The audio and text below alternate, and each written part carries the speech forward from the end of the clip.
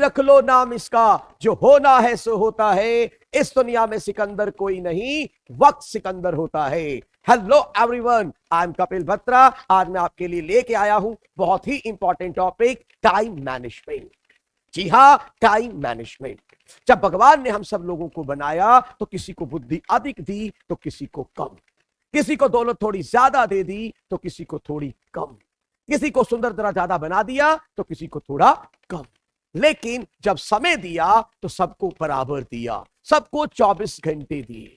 चाहे वो अंबानी है, चाहे वो नरेंद्र मोदी है, चाहे वो बिल गेट्स है या ओबामा है, हर किसी को टाइम कितना मिला है? 24 आवर्स। माय डियर, जब कोई शख्स ये कहता है इस काम को करने के लिए मेरे पास टाइम नहीं है, होता है ना कई बार हम जाते हैं किसी के पास, भाई साहब ये आप काम नहीं हुआ, वो कहते टाइम नहीं मिला। आपने ये इवेंट ऑर्गेनाइज करना था, हुआ नहीं आपसे, टाइम नहीं था। माय डियर, जब कोई ये कह रहा है कि मेरे पास टाइम नहीं है तो दो ही बातें हैं, या तो वो उस काम को करना नहीं चाहता, या उस काम को करने के लिए जितनी एनर्जी चाहिए, जो स्किल चाहिए, वो उस पर्सन के पास नहीं है। टाइम को जो लोग मैनेज कर लेते हैं वो अपनी लाइफ को मैनेज कर लेते हैं। जी हां, जिसने टाइम को मैनेज कर लिया उसने अपनी लाइफ को मैनेज कर लिया। और मैं इसीलिए इसको बोलता हूं लाइफ मैनेजमेंट। क्या बोलते हैं इसको? Life management. ये टाइम मैनेजमेंट नहीं है, ये क्या है? Life management.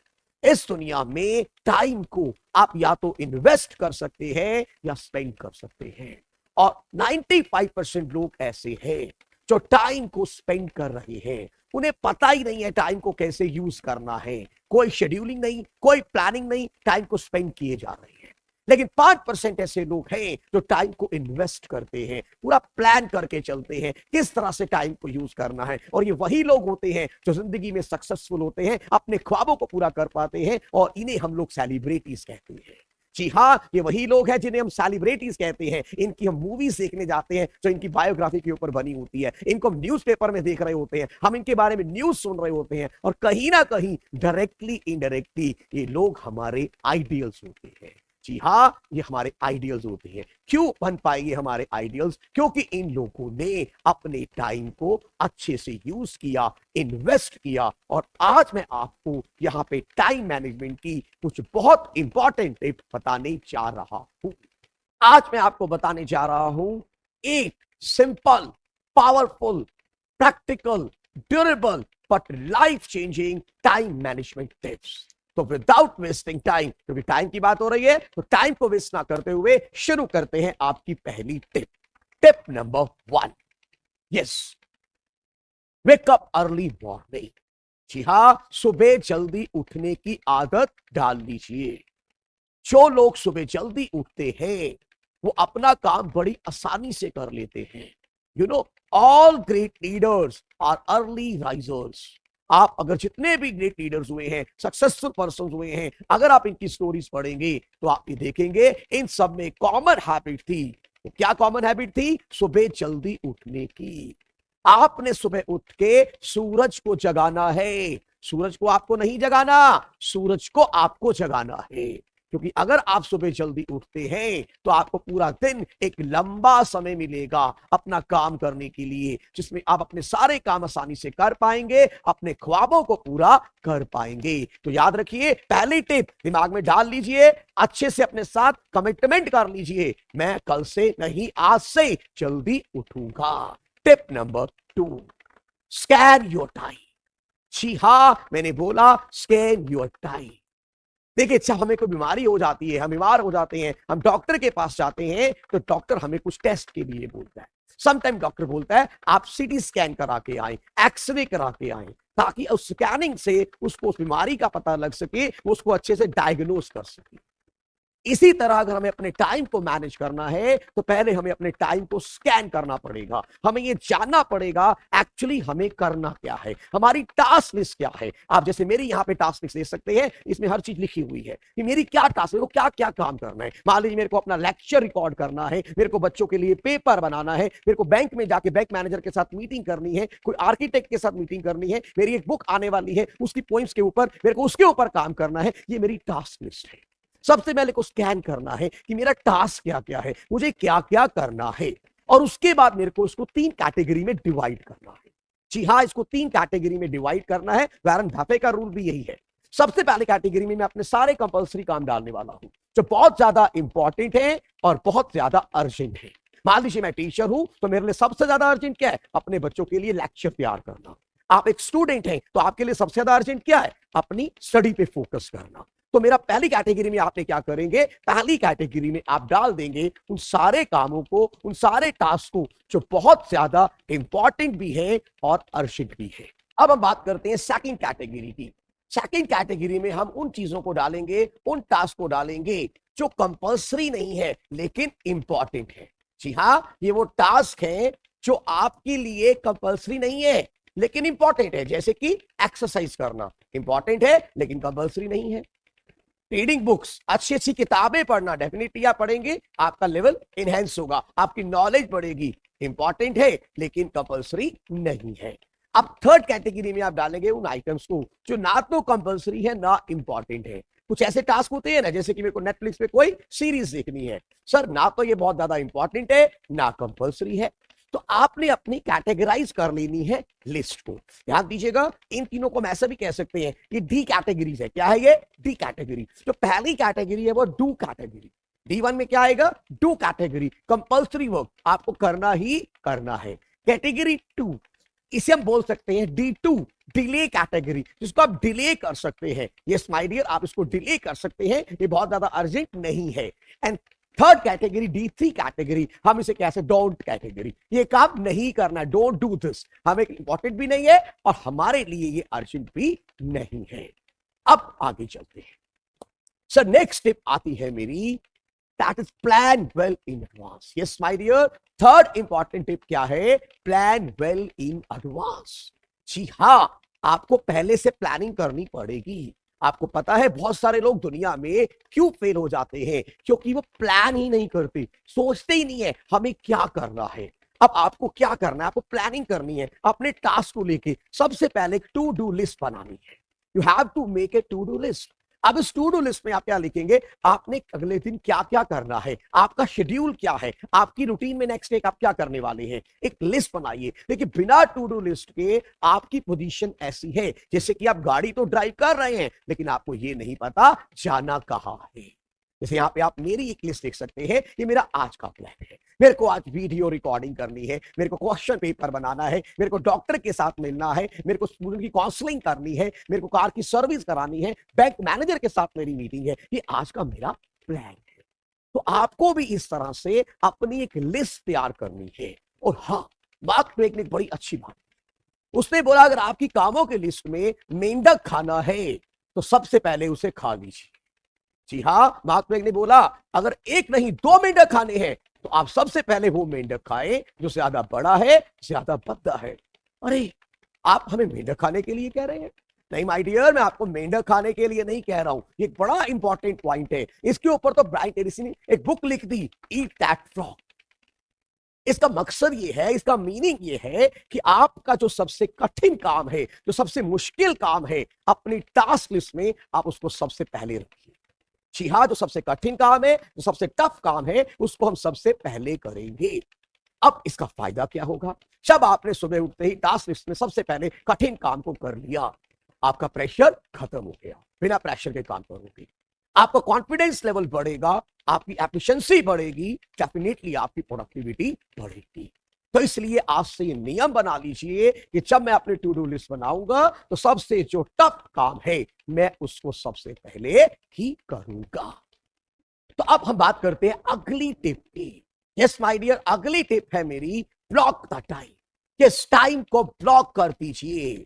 An average person thinks about weeks, above average person thinks about days, the successful person thinks about hours, but very successful person think about minutes.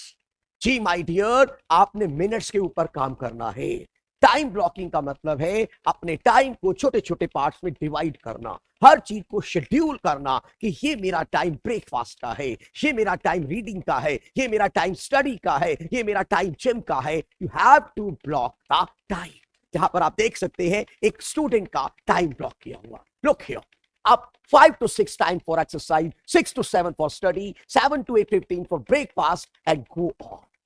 एक पूरा schedule किया, time को block किया, इतने से इतने बजे ये काम करूंगा, इतने से इतने बजे तक ये काम करूंगा, हर चीज शेड्यूल, टाइम को ब्लॉक कीजिए। अब यहां पे क्वेश्चन आता है, क्यों ब्लॉक करें टाइम को? देखिए, जब तक आप टारगेट फिक्स नहीं करेंगे, आप उसे अचीव कैसे करेंगे? इसके ऊपर बड़ा एक फेमस लॉ है हमारा, पैरिंगसन लॉ।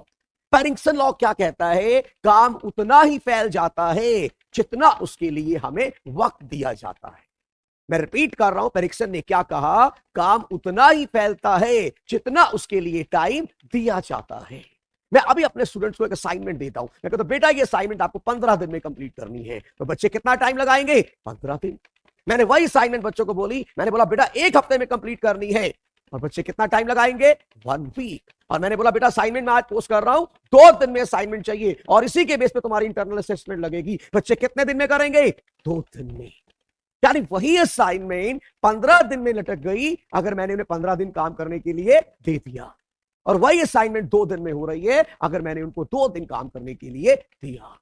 तो इसीलिए हमें टाइम को ब्लॉक करना है ताकि अपने टाइम को हम अच्छे से जस्टिफाई कर पाए और अपने टास्क को इजीली टाइमली कंप्लीट कर पाए। अब बात करते हैं हम हमारी अगली टिप की, फोकस 1 टास्क एट 1 टाइम। जी हाँ, ये टिप कहती है हमने एक टाइम पे एक काम करना है। देखिए, multitasking is good, no doubt, बहुत अच्छा है मल्टीटास्किंग, लेकिन एक टाइम पे हम एक काम करें तो अपना 100% दे पाएंगे। पूरे फोकस से अगर काम करेंगे, रिजल्ट भी हमारा बहुत बढ़िया आएगा। तो आज से ये नियम बना लीजिए, एक टाइम पे एक काम करेंगे। अगर पढ़ रहे हैं तो सिर्फ पढ़ेंगे, अगर खा रहे हैं तो सिर्फ खाएंगे, अगर मूवी देख रहे हैं तो सिर्फ मूवी को देखेंगे, डूब जाएंगे उसमें, पूरा खुल के उसको एंजॉय करेंगे। अब हम बात करेंगे अपनी नेक्स्ट इंपॉर्टेंट टिप की, वो क्या है? Eliminate distraction. देखिए, जब भी आपको इंपॉर्टेंट काम करने बैठते हैं, बहुत सारी चीजें आपको डिस्ट्रैक्ट करती है। इसके ऊपर तो बड़ा एक इंपॉर्टेंट लॉ भी दिया गया, वो लॉ का नाम है gravitation law of wasting time. अब ये लॉ क्या कहता है कि जब भी हम कोई इंपॉर्टेंट काम करते हैं, हम कोई महत्वपूर्ण काम कर रहे हैं, बहुत सारी चीजें यूनिवर्स की हमारी तरफ अट्रैक्ट हो जाएंगी हमें डिस्ट्रैक्ट करने के लिए। आप अपनी कॉमन लाइफ में देखिए, आप कोई बहुत इंपॉर्टेंट काम कर रहे होते हैं, इतने में आपके घर में कोई मेहमान आ जाता है, आप डिस्ट्रैक्ट हो गए। एक स्टूडेंट है आप बहुत इंपॉर्टेंट कोई असाइनमेंट कर रहे हैं, बहुत जरूरी है आपके लिए, पेपर में काफी काम उसमें से आने वाला है, और आप बड़ा मूड बना के बैठे हुए हैं, और इतने में कोई दोस्त का फोन कॉल आ जाता है, कोई कजन का कॉल आ जाता है, और आप डिस्ट्रैक्ट हो गए। हमें अपने को डिस्ट्रैक्ट नहीं होने देना। अपने काम को जिस समय आप कर रहे हैं पूरा फोकस से करें। और आज की डेट में हमारी सबसे बड़ी जो डिस्ट्रैक्शन है वो है मोबाइल फोन। जी हां, मोबाइल फोन सबसे बड़ी डिस्ट्रैक्शन।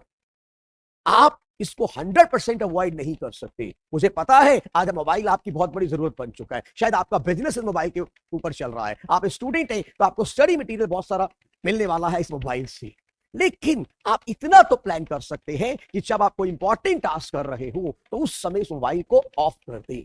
वो 1 या 2 घंटे के लिए अगर आप उस मोबाइल को ऑफ करते हैं, आप उस दौरान देखिएगा आपकी एफिशिएंसी, प्रोडक्टिविटी कितनी ज्यादा बढ़ जाएगी। और दूसरा, अपने सोशल मीडिया स्लॉट्स को थोड़ा सा शेड्यूल करें। सोशल मीडिया आपका बहुत सारा टाइम कंज्यूम कर रहा है। एक हम पोस्ट करते हैं सोशल मीडिया पे, एक स्टोरी डालते हैं, एक स्टेटस लगाते हैं, और फिर सारा दिन हम चेक करते रहते हैं कितने लाइक आए, कितने कमेंट आए, और कई बार तो ये देख रहे होते हैं कि भैया जिसके लिए वो कमेंट हमने स्टेटस लगाया था उसका कमेंट आया या नहीं, उसने देखा कि नहीं, और अपना पूरा टाइम वेस्ट कर दिया। प्लीज इसको बैलेंस करें। अपने सोशल मीडिया के लिए एक टाइम फिक्स करें कि ठीक है, रात को सोने से पहले हाफ एन आवर मैं इसको यूज करूंगा, उसके अलावा मैं सारा दिन इस पे कंसंट्रेट नहीं करूंगा, सारा दिन डिस्ट्रैक्ट नहीं रहूंगा। अब आती है हमारी नेक्स्ट स्टेप, लर्न टू से नो। जी हां, मैंने कहा ना कहने की आदत डाल लीजिए। हाँ जी, डालनी पड़ेगी। हर उस चीज को ना बोलना पड़ेगा जो आपके लिए जरूरी नहीं है।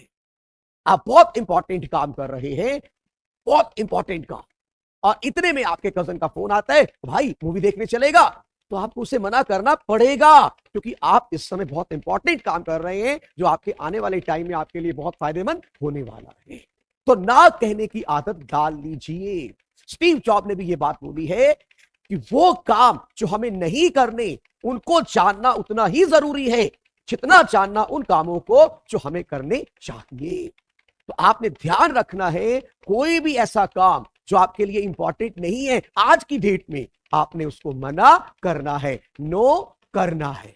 अब हम बात करेंगे last not the least but very important tip, review your whole of the day.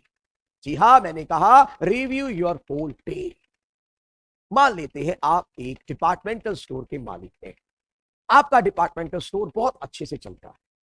आप जाते हैं, सुबह शटर खोलते हैं और जाते ही ग्राहकों की लाइन लग जाती है। आप सारा दिन कस्टमर अटेंड किए और रात को आपने शटर बंद किया और घर। नेक्स्ट डे फिर आप गए, आपने शटर खोला और जाते ही आपकी दुकान पे फिर भीड़ लग गई कस्टमर की और सारा दिन आप कस्टमर अटेंड करते रहे और फिर रात को शटर बंद किया और घर आ गए। और ऐसा कई दिन चलता रहा, लेकिन आपने एक भी दिन घर आने से पहले अपना स्टॉक चेक नहीं किया। शटर बंद करने से पहले आपने ये देखा ही नहीं कि मेरे स्टॉक की क्या पोजीशन है। अब इससे क्या होगा? हो सकता है कुछ ऐसे आइटम्स हो जो अब शॉर्टेज हो गई हो। अब आपके डिपार्टमेंटल स्टोर पे वो आइटम नहीं है, कस्टमर लेने आ रहा है लेकिन कस्टमर को वो आइटम नहीं मिल रही। और कुछ ऐसी भी आइटम्स हो सकती है जो बिकी नहीं और उनकी सप्लाई बहुत ज्यादा में पड़ी हुई है। और हो सकता है कुछ ऐसी आइटम है उनमें से जिनकी एक्सपायरी डेट आ चुकी है या आने वाली है और आपको इससे बहुत ज्यादा नुकसान होने वाला है। यही तो होता है हमारे साथ। हमने पूरा दिन प्लानिंग की, टू डू लिस्ट बनाई, शेड्यूल किया और रात को हमने सोने से पहले रिव्यू नहीं किया अगर कि भाई मैंने सारे दिन में जो प्लानिंग की थी, जो मैंने शेड्यूल बनाया था, क्या मैं उसको अचीव कर पाया, क्या उसमें कोई कमी तो नहीं रही। तो आपको अपनी एक रूटीन बनानी है। रोज रात को सोने से पहले 15 से 20 मिनट इस पे काम करें। चेक करें अपनी लिस्ट को, क्या क्या काम आपने आज कर लिया और क्या क्या काम रह गया। अगर आपने सारे काम कर लिए, इट्स ए ग्रेट अचीवमेंट। और अगर उसमें कोई कमी रह गई तो आप उसको नेक्स्ट डे की प्लानिंग में करेक्ट करें। आप चेक करें कहीं आपने ओवर शेड्यूलिंग तो नहीं की थी, आपने को ओवर टास्किंग तो नहीं दे ली थी, एंड अकॉर्डिंगली नेक्स्ट डे की प्लानिंग करें। तो ये थी हमारी 8 इंपॉर्टेंट टाइम मैनेजमेंट टिप। एक बार इनको रिकॉल कर लेते हैं, क्या है ये। सबसे पहले वेकअप अर्ली मॉर्निंग, रूटीन बना लीजिए। सबसे पहली टिप, सबसे पहले उठूंगा, घर में सबसे पहले उठूंगा, सूरज को जगाऊंगा। स्कैन योर टाइम, अपने टाइम को अच्छे से स्कैन करूंगा, अलग अलग कैटेगरी में डिवाइड करूंगा। Plan well in advance, advance में प्लानिंग करके चलूंगा। अपने टाइम को ब्लॉक करूंगा, एक टाइम पे एक ही टास्क पे फोकस करूंगा, डिस्ट्रैक्शंस को एलिमिनेट करूंगा और हर उस काम को जो मेरे लिए इंपॉर्टेंट नहीं है नो कहूंगा। और रात को सोने से पहले पूरे दिन को रिव्यू करूंगा। तो ये है 8 मैं आपकी important tips, and I assure you अगर आपने इनको फॉलो किया, आपको आने वाले टाइम में टाइम को मैनेज करने में कोई दिक्कत नहीं आएगी। याद रखिए, जो लोग वक्त को बर्बाद करते हैं, वक्त उन्हें बर्बाद कर देता है। जो लोग वक्त को बर्बाद करते हैं, वक्त उन्हें बर्बाद कर देता है। और जो वक्त को संभाल के रखते हैं, वक्त उनको संभाल के रखता है। वक्त उनको संभाल के रखता है।